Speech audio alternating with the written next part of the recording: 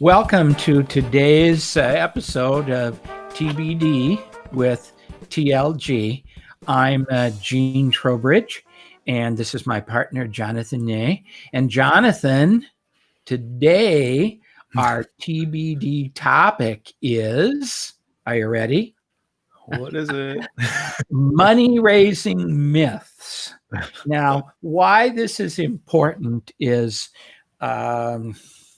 when you're selling a security, the way most of our clients do it under Regulation D, you're raising money from investors, you're putting it in a common enterprise, you are telling the people we're going to expect a profit, and you're making it happen. You've entered into the securities world.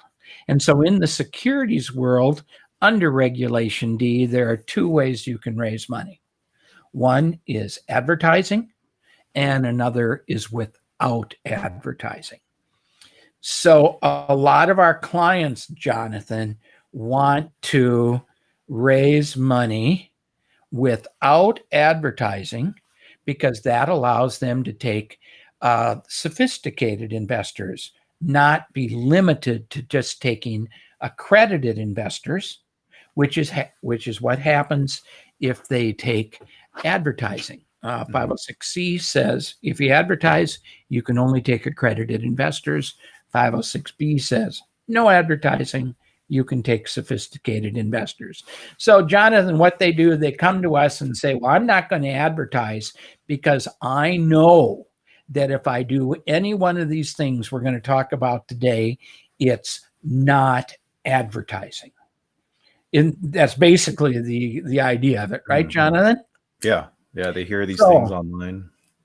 So I'm going to kind of hit you out of the TBD world. Jonathan, what's the number one thing they tell you that's a myth that really could be advertising, but they don't think it is? I'm trying to think of what you're trying to get at, Gene. They don't think it's advertising. Maybe, posting on Facebook. That'd be a good one. Yeah. Is that advertising? Yeah. I mean, it doesn't matter what the medium is, as long as you're broadcasting it to people that you don't know. That could be advertising.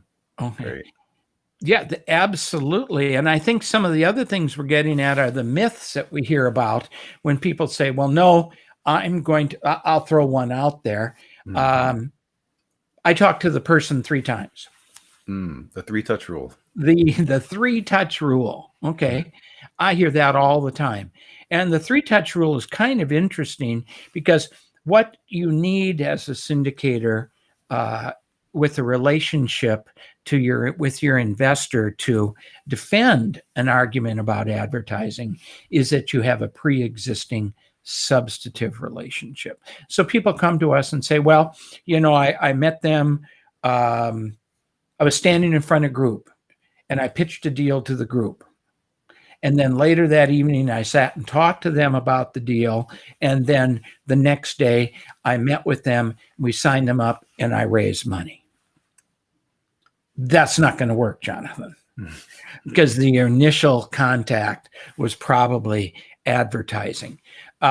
Some of the gurus that are out there that teach this stuff talk about the 3-touch rule, and there really isn't a 3-touch rule. There are some no action letters from the SEC that have told certain sponsors, certain syndicators, that their plan on meeting with investors and talking to investors and qualifying investors, which involve 3 different events, will be okay. But that's just their 3 events and the way they're doing it.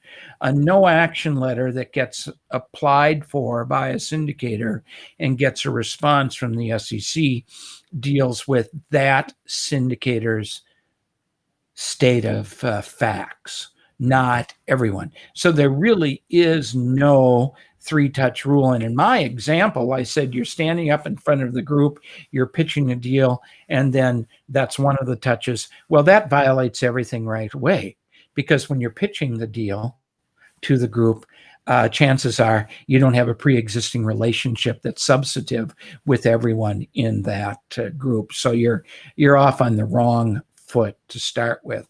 So don't count on the 3-touch rule being a defense against a charge that you advertised. What's another myth that we hear about, Jonathan?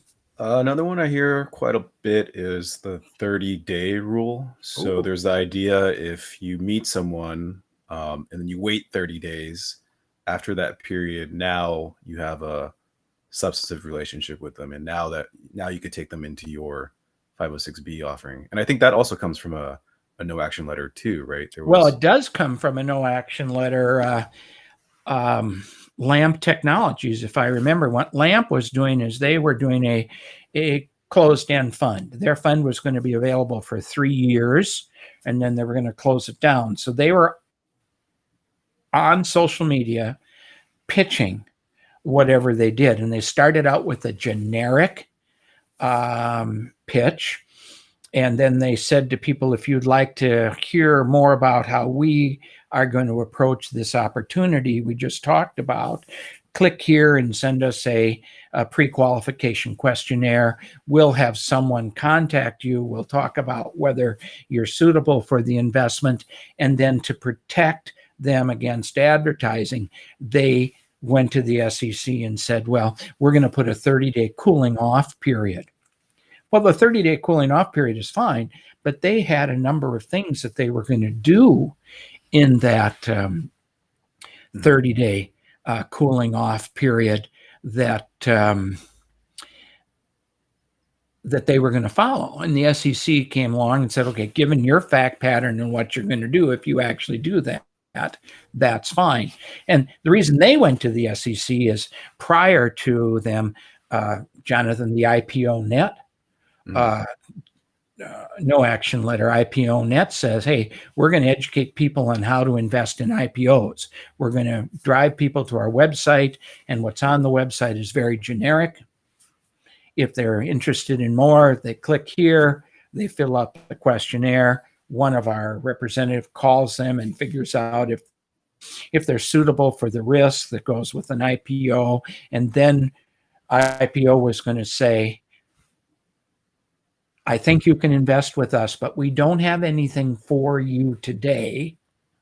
When our next offering comes out, we'll talk to you. But between that time and the next offering, there were some steps that IPO Net was going to go through to build this substantive relation. And this all comes from the SEC that says, you can broadcast generic information that doesn't have anything to do with any specifics, but you can't do anything that represents an offer or a sale of a current offering. And then you need to have a record-keeping system to make sure that the people who you contact through your generic marketing don't buy anything you have offered at that time. So IPO Net talked about you can't buy anything that we have today, and LAMP Technology talked about, 30 days from now, we'll come back to you and see. And I hate to give a shameless plug, but both of those cases, no action letter, are discussed in this particular book, which I believe you could get a copy of, right, Jonathan? Yeah, I think we're giving away free copies of the book as long as they subscribe to our YouTube channel. Click the subscribe button down there. Good. And then we'll get to you on how we probably need an address, a name and an address, and we'll send you a copy of the book. We're going to be happy to do that. So we've talked about the 3-touch rule. We've talked about the 30-day rule. What's another myth that people talk to us about? So one that I see a bit often is doing a friends and family offering. Mm-hmm. If you only raise money from friends and family, you don't have to do a full-blown Reg D offering with a PPM. You could just, ask for money and not give them any paperwork, and that's it. Those Sorry, go ahead. people must think that if it's friends and family, it's not a security. Yeah, that's what they think, right? But it is a security. You're still raising money for a common enterprise, and people are investing because they think it's a profit, and you're going to make it happen, right? Mm-hmm. Unless you make it a member managed. And we won't get into that too much, but if you're like me, I only have 2 family members, the 3 of us could go together and do something, but I'm not going to run it. We'll all make all the decisions unanimously and on and on and on. So that might not be a security, but if it's a manager managed LLC, it's a security. And friends and family, I don't believe get any special protection in the law, do they, Jonathan? No, I think the logic behind it is, your friends and family, people that are closest to you, something goes wrong, they're not gonna sue you or go after you, right? But I mean, it happens all the time where friends and family break up because money is involved. So Sure. you never know. I hadn't thought about this in my preparation for this, but there's 2 other things that there's more to talk about, but there's 2 things that just come to mind. Money raising myths. The under the radar myth. The under the radar myth is that your offering is so small, no one's going to care about it, no one's going to hear about it, and then everything's going to be fine. Okay, that's great. That won't help you as a defense against advertising. And the other one, Jonathan, is the good deal exemption, right? If you're sure it's going to be a good deal, who cares if you advertise or not? Because everyone's going to make a lot of money and they're not going to go after you. I wouldn't count on that one. I wouldn't count on either of those 2. So we've done 3-touch, 30 days, friends and family. Jonathan, somewhere along the line, I think I've had people say, well, I'm going to raise less than $1 million. So it's not a security, so I can advertise, I can do whatever I want. Is there any substance to that exception? No. I mean, if you're doing a Reg D offering, there's no minimum amount. You could raise $1 from investors and you're still selling securities, so it doesn't matter. And that's another myth. Any other ones?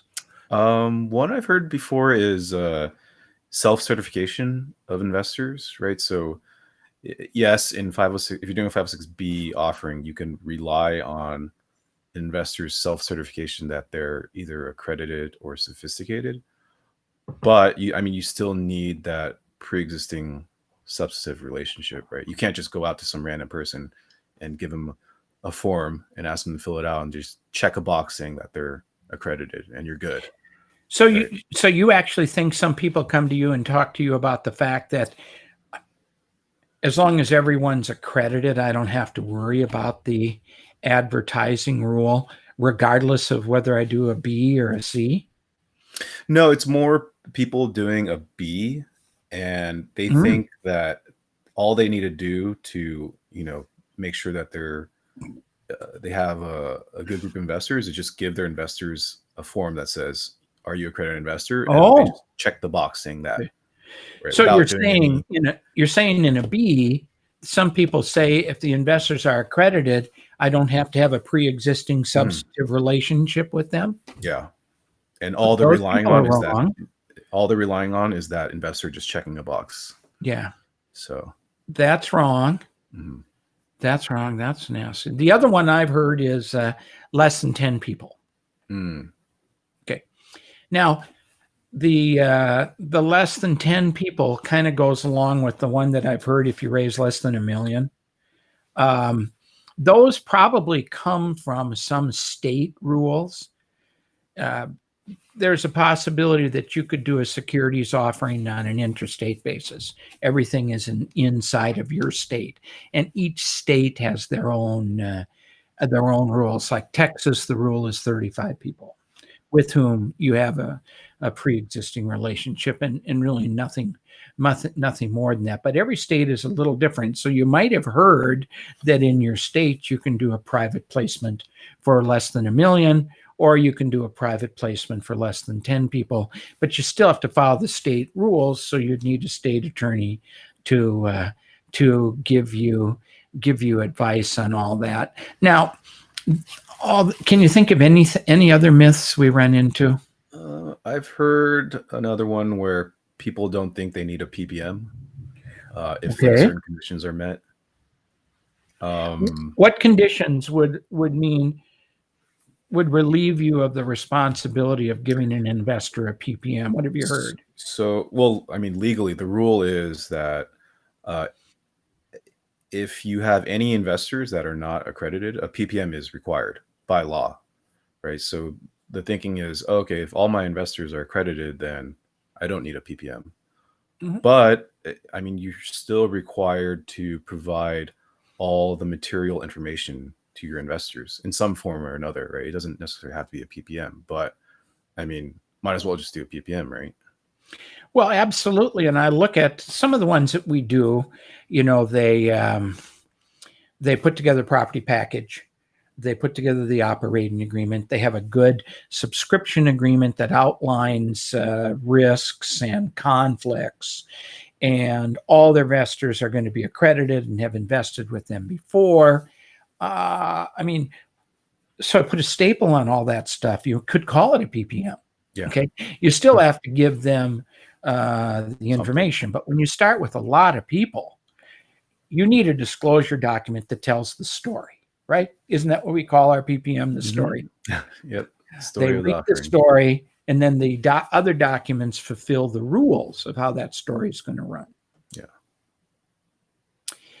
We have experience. Jonathan and I have a client in the company for whom we've done 108 offerings in the last 4 years, which is a lot. And they do 506Bs. They only take accredited investors, and their funds are closed to new investors. So everyone has a pre-existing relationship based on the fact they've invested with them before. Everyone is accredited. Those would be 2 reasons, and they don't advertise. Those would be 2 reasons that you would not need a PPM. And I've done 108 PPMs for them because they need to disclose the information, and they need to disclose the information, all the same information, to all the investors every single time. And as deals come and go and change, today you might be talking to an investor about something, and 2 weeks from now you're with a different lender and different terms. Did you tell the investor the new terms? So you're just safe in doing a PPM in whatever format that takes. I think that's the safest thing to do, I think. Anything else, Jonathan? I mean, those were like the most common ones I think we hear a lot. How about having other people raise money for you? We've got just a couple minutes to go through that one. I mean, that's a whole can of worms. Didn't we do a podcast about that already? It bears repeating. Yeah, I mean, people think that you could pay referral fees to people to go find investors for you. But basically, I mean, just don't pay other people to raise money for you. I think that was the right. the Unless they have a license. Unless they're a registered investment advisor or a securities person. Just do that, because I know that the SEC is after those type of relationships right now. And what you don't want to be called is an unregistered broker dealer, which is what they call people who raise money for other people and don't qualify for the issuer exemption. So on our YouTube channel, we probably have, I don't know if we've published it yet, but we probably have a video on that very issue, right? So what's going to happen next week, Jonathan? I don't know. Maybe we'll do another podcast, same time, Thursday at noon Pacific. I think that's our normal time we do these, right, Gene? That's right. And make sure to go to click down here and subscribe to our YouTube channel. And while you're doing that, and while I'm sending out all these books, Jonathan and I will think about what the topic is next time, which is always TBD. Yeah. Or people could write in the comments if they whatever could write a questions they have, comment we can and talk about suggest that. a topic. Yeah. There's a lot of topics, Jonathan. We'll be here till I'm an old man. Okay. All right. Thanks, Jonathan. And join us next week at 12 o'clock on Thursday, Pacific time.